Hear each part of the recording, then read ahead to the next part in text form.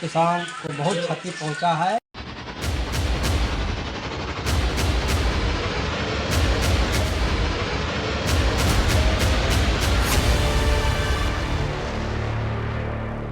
अब खबर बोकारो से मिल रही है, जहां पर अमलाबाद ओपी में तैनात हवलदार दामोदर नदी की तेज धार में बह गए। गोताखोरों की टीम ने हवलदार मधुसूदन प्रसाद की घंटों तलाश की, लेकिन उनका कोई पता नहीं चला। अब एनडीआरएफ की टीम को बुलाया गया है। हवलदार के परिवार वालों को सूचना दे दी गई है। तो आप देख सकते हैं कि बारिश में किस किस तरीके का यहाँ पर लोगों को दिक्कतें जो है वो हो रही हैं। ये बारिश मुसीबतों का अंबार लेकर आई है। नहाने के दौरान बताया जा रहा है कि मधुसूदन नाम के व्यक्ति जो है वो नदी में बह गए। हवलदार की तलाश में अब गोताखोर जो हैं वो जुटे हुए हैं। अब एनडीआरएफ की टीम को बुलाया गया है। अब हवलदार के परिवार वालों को सूचना दे दी गई है। बात जमशेदपुर की। जमशेदपुर में स्वर्ण रेखा और खरगई नदी उफान पर है। नदी में पानी बढ़ने के बाद कटाव तेजी से हो रहा है। रेलवे ब्रिज के पास, यहाँ पर पाई के पास में मिट्टी का कटाव हो रहा है। संवाददाता आशीष तिवारी की इस रिपोर्ट को देखिए। झारखंड में इस बार रिकॉर्ड तोड़ बारिश हो रही है। जहां बारिश ने कई सालों का रिकॉर्ड तोड़ा है, तो वहीं दूसरी तरफ बारिश जो है झारखंड के 24 जिले में आफत लेकर आई है। जमशेदपुर की बात करें या सरायकेला की बात करें तो लगातार दोनों नदियां स्वर्णरेखा और खरकाई नदी उफान पर है। और इस उफान के चलते जहां बस्ती इलाकों में बाढ़ का पानी जो है प्रवेश कर गया है, तो वहीं दूसरी तरफ अब नदी का कटाव भी काफी तेजी से हो रहा है। तस्वीर में एक दिखाने का प्रयास करूंगा, जहाँ आप देख सकते हैं कि ये जो है रेलवे ब्रिज बना हुआ है। रेलवे ब्रिज सरायकेला और जमशेदपुर को जोड़ता है, और इस रेलवे ब्रिज से जो यात्री ट्रेन है, मालगाड़ी ट्रेन है, वो गुजरती है। मगर आप साफ तौर पे तस्वीर देख सकते हैं कि ये खरकई नदी की जो स्थिति है, जिस तरह तेज रफ्तार पानी जो है उसके बहाव के चलते मिट्टी का जो है कटाव काफी तेजी से हो रहा है। और आप देख सकते हैं कि ये रेलवे ब्रिज के ठीक पिलर के नीचे आप देख सकते हैं कि पिलर के नीचे 200 से 300 मीटर दूर जो मिट्टी का कटाव हुआ है, वो कहीं ना कहीं पिलर को कमजोर करता दिख रहा है। तस्वीर आप साफ तौर पर ये देख सकते हैं कि कहीं ना कहीं ये खतरे की घंटी भी बज रही है। जिस तेजी से मिट्टी का कटाव हो रहा है, पिलर के नीचे से मिट्टी की कटाव हो रही है, तो कहीं ना कहीं ये जो रेलवे ब्रिज है ये कमजोर होगा। और अब देखना यह है कि रेलवे विभाग इस मुद्दे को लेकर कब तक ठोस कदम उठाता है और पिलर के दोनों तरफ मिट्टी का भराव किया जाता है, जिससे एक बड़ा हादसा होते होते टल जाए। न्यूज़ 18 के लिए सरायकेला से आशीष कुमार तिवारी। देखिए, सिमडेगा को ओडिशा से जोड़ने वाले NH 143 पर बना पंडरी पानी पुल खतरे में है। अब देखिए, पुल पर जगह जगह गड्ढे बन गए हैं, जिसके कारण लोगों को आने जाने में काफ़ी दिक्कत हो रही है। अब देखिए, डीसी ने ये बताया है कि उन्होंने NHAI को तत्काल मरम्मत के निर्देश दिए हैं, ताकि कोई इस पुल से लोग जो हैं वो सामान्य तरीके से आना जाना कर सके, किसी को कोई दिक्कत ना हो। हमने NHAI को इसका निर्देश दिया था कि यथासंभव इसको जल्दी से जल्दी ठीक कराएं। तो उन्होंने बताया है कि चूँकि ज़्यादा खर्च है, इसलिए एक एस्टिमेट बनाकर उन्होंने विभाग को भेजा हुआ है।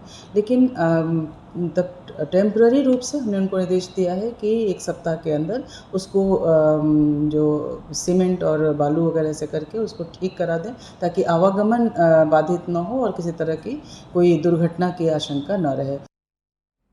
अब देखिए, खबर मिल रही है हजारीबाग के बड़का गांव से, जहां पर निधन के बाद एक बुजुर्ग के शव को कब्रिस्तान तक ले जाने के लिए लोगों ने उफनती नदी को पार किया।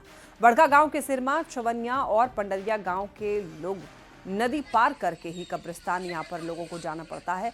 गांव वालों का ये कहना है कि उनकी सालों पुरानी मांग है कि गांव के पास नदी पर पुल बने, लेकिन कोई उनकी नहीं सुन रहा है। ये तस्वीर आप देखें, ये तस्वीर दिखाता है कि कितनी ज़्यादा असुविधाओं में इन लोगों को जीना पड़ रहा है। अब आप देखिए कि शव को एक पार से दूसरी पार ले जाने के लिए पुल नहीं है, सड़क नहीं है, नदी पार करना पड़ रहा है यहाँ पर।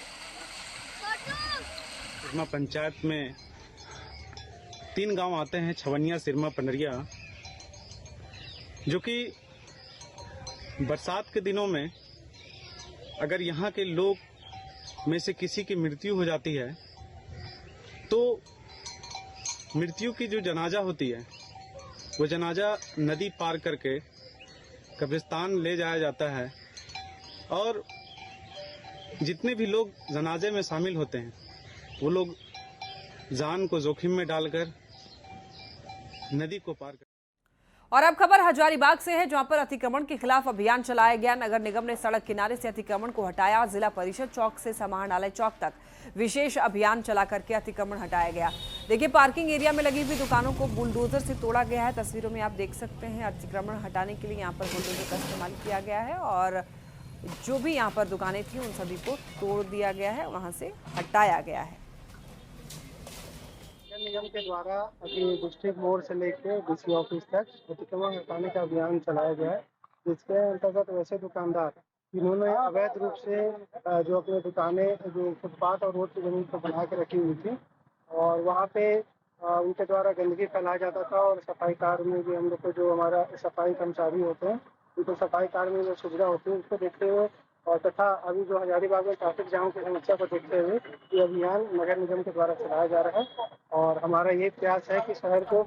और अब बात करेंगे हम लोग रांची से उड़ान की। देखिए, 1 सितंबर से रांची उड़ान सेवा से गुवाहाटी, त्रिवेंद्रम और इंदौर जुड़ जाएगा। अब रांची से भुवनेश्वर, विशाखापत्तनम, इंदौर, त्रिवेंद्रम और गुवाहाटी के लिए विमान सेवा उपलब्ध होगी। रांची एयरपोर्ट प्रबंधन के मुताबिक विमान वाया मुंबई, इंदौर के लिए, वाया दिल्ली, गुवाहाटी के लिए, वाया बैंगलोर, विशाखापत्तनम के लिए और वाया हैदराबाद, त्रिवेंद्रम के लिए उड़ान भरेगी। संवाददाता निरंजन कुमार सिंह की इस रिपोर्ट को देखिए। बिरसा मुंडा एयरपोर्ट रांची से यात्री अब इंदौर, गुवाहाटी का उड़ान भर सकेंगे। 1 सितंबर से कनेक्टिविटी शुरुआत हो रही है। निश्चित तौर पर यह बहुत बड़ी उपलब्धि होगी यहाँ के यात्रियों के लिए, चूंकि इससे पहले कई जगहों की थी, लेकिन नॉर्थ ईस्ट खास कर गुवाहाटी और दक्षिण की बात करें त्रिवेंद्रम और इंदौर के लिए रांची से यात्रियों का उड़ान भरना शुरू हो जाएगा और वहीं यात्रियों के लिए कनेक्टिविटी और मजबूत होगी। जहां तक रूट की बात है तो भुवनेश्वर, विशाखापट्टनम, इंदौर, त्रिवेंद्रम और गुवाहाटी के लिए सीधी सेवा उपलब्ध रहेगी। रांची एयरपोर्ट के प्रबंधन के मुताबिक यह जो उड़ान भरने की शुरुआत होगी 1 सितंबर से शुरू होगी और निश्चित तौर पर सीधी सेवा यहां से नहीं होगी, बल्कि इसका वाया होगा।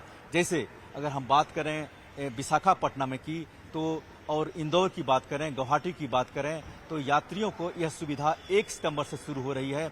हालांकि प्रत्येक दिन रांची एयरपोर्ट से कनेक्टिविटी की संख्या में लगातार इजाफा हो रहा है। वहीं अब यात्रियों के लिए एक बहुत बड़ी उपलब्धि होगी, बहुत बड़ी खुशखबरी होगी कि 1 सितंबर से यहाँ 3 अन्य नए शहरों के लिए रांची से सीधे उड़ान भरेंगे और यात्रियों की सुविधा मिलने जा रही है।